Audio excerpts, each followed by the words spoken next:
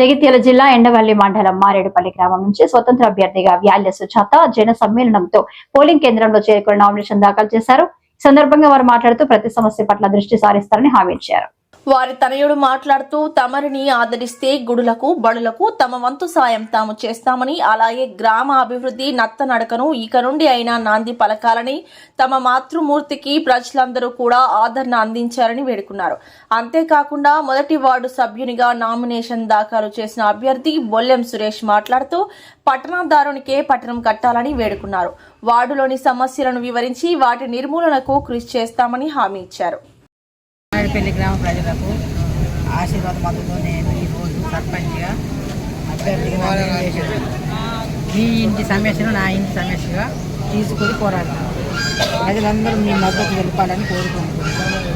నేను మీ వ్యాల్య సుజాత. అందరికీ నమస్కారం. మారేడుపల్లి గ్రామంలో ఉన్నటువంటి ఎన్నో సమస్యల గురించి పోరాడడానికి ఈరోజు మా అమ్మగారు అయినటువంటి వ్యాల్య సుజాత గారు సర్పంచ్ అభ్యర్థిగా నామినేషన్ దాఖలు చేశారు. ఎన్నో సమస్యలు ఉన్నాయి గ్రామంలో. ఆ సమస్యలన్నిటి గురించి పోరాడాల్సిన అవసరం ఉంది. ఇన్ని రోజులతో జరిగిన మూస పద్ధతి రాజకీయాలను మార్చడం కోసము మహిళా శక్తితో పాటు ప్రతి ఒక్కరు గ్రామంలో ఉన్న ప్రతి ఒక్క సంఘ శక్తులు ప్రతి ఒక్కరు కూడా మద్దతు తెలపాలని కోరుకుంటున్నాము. ముఖ్యంగా చెప్పాలంటే అభ్యర్థి సురేష్ గారు చెప్పినటువంటి కొన్ని సమస్యలు ఉన్నాయి. ఏంటంటే పోచమ్మ గుడి సమస్య కానీ, మల్లన్న గుడి సమస్య కానీ, ముఖ్యంగా ప్రతిరోజు దీప నైవేద్యాలు అందుకున్నటువంటి మన హనుమన్ల గుడికి కూడా చాలా సమస్యలు ఉన్నాయి. ఈరోజు మన స్థితిలో ఎలాంటి స్థితిలో ఉన్నామంటే హనుమన్ల గుడిలో ఉన్నటువంటి అయ్యగారి జీతాన్ని కూడా మనం కట్టుకోలేనటువంటి స్థితిలో ఉన్నాము. ఇవన్నిటి గురించి పరిష్కారాలు ఎన్నో ఉన్నాయి. అలాగే పోచమ్మ గుడిని కానీ, మల్లన్న గుడి కానీ నిత్యం దీప నైవేద్యాలు అందుకోవడం లేదు. వాటి గురించి కూడా కృషి చేయాల్సిన అవసరం ఉంది. ఇలాగే కాకుండా రైతులు ఎన్నో విధాలుగా బాధపడుతున్నారు. నీటి సమస్య మనకు ముఖ్యంగా మన తలాపునే ఉన్నటువంటి గోదావరి మన తలాపునే ఉంది. అయినటువంటి కూడా ప్రతి ఎండాకాలం వచ్చిందంటే మనం రోడ్ ఎక్కాల్సిన పరిస్థితి వస్తుంది. మనం సాగునీరు లేదు అన్న విధంగా మనం రోడ్ ఎక్కాల్సి వస్తుంది. ఈ సమస్యలన్నిటి గురించి మనం ఒక ఎమ్మెల్యే దగ్గరికి కానీ, ఒక మంత్రి దగ్గరికి కానీ, ఒక మినిస్టర్ దగ్గరికి కానీ వెళ్ళి మనం మాట్లాడాలనుకుంటే కావాల్సింది మనకు గవర్నమెంట్లో ఉన్నటువంటి వ్యక్తులనే కాదు, ప్రతి వ్యక్తి అయినా మనం ఓటేస్తున్నందుకు మనకు ఓటేసినాక మనం ప్రశ్నించే హక్కు మనకు ఉంటుంది.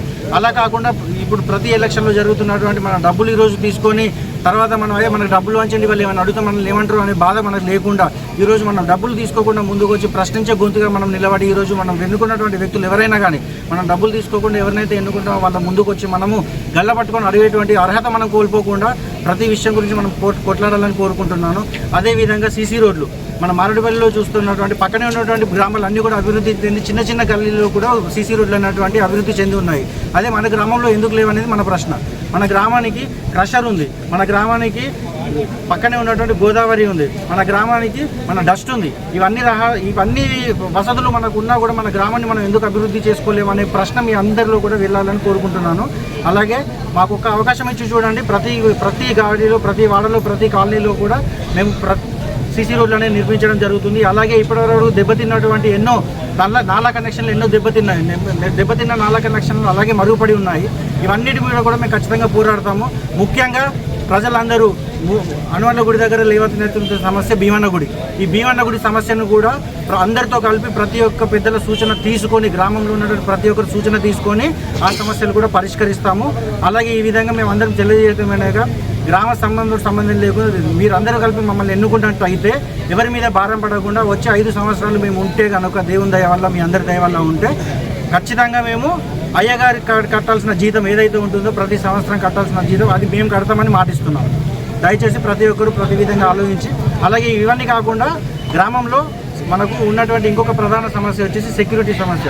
ఎన్నో రకాల చోరీలు జరుగుతున్నాయి, ఎన్నో రకాల మోటార్ కనెక్షన్లు పోతున్నాయి అనే సమస్య ఉంది. అలాంటివి కాకుండా సీసీ కెమెరాలు అనేవి ప్రతి వాడలో, ప్రతి గల్లీలో కూడా పెట్టించి, అలాగే లైట్లు లేకుండా ఉన్నాయి. ముఖ్యంగా మనకు చెప్పాలంటే మొదటి వారి నుంచి మనకు అటు కిందికి రావాలన్నా కూడా అది మెయిన్ సమస్య. మన మెయిన్ రహదారి అది. కరీంనగర్ నుంచి చెగ్గాం కానీ, గోదావరి నుంచి చెగ్గాం కానీ నడిచే బస్సులు ఎన్నో ఉన్నాయి.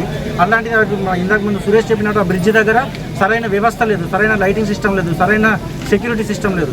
ఇవన్నీ కూడా మేము తోడ్పాటు పడతాము, మేము ఇవన్నీ కృషి చేస్తామని తెలియజేసుకుంటున్నాము.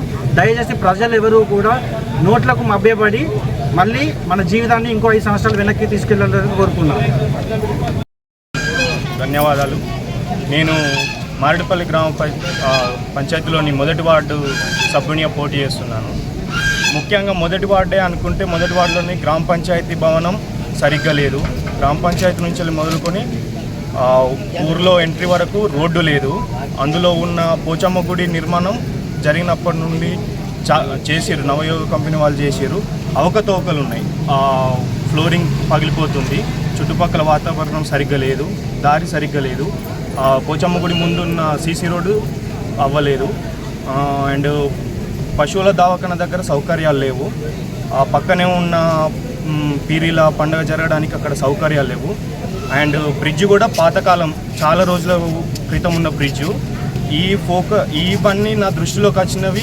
నాకు అక్కడ రిజర్వేషన్తో పాటు అవకాశం వచ్చింది కాబట్టి నేను వార్డు మెంబర్గా పోటీ చేశాను. దయచేసి అందరు సహకరించి వార్డు మెంబర్గా నన్ను గెలిపిస్తే అందరితో పాటు అందరి సమస్యలు తీరుస్తూ గ్రామ అభివృద్ధికి తోడ్పడతానని మనవి చేస్తున్నాను. ధన్యవాదాలు.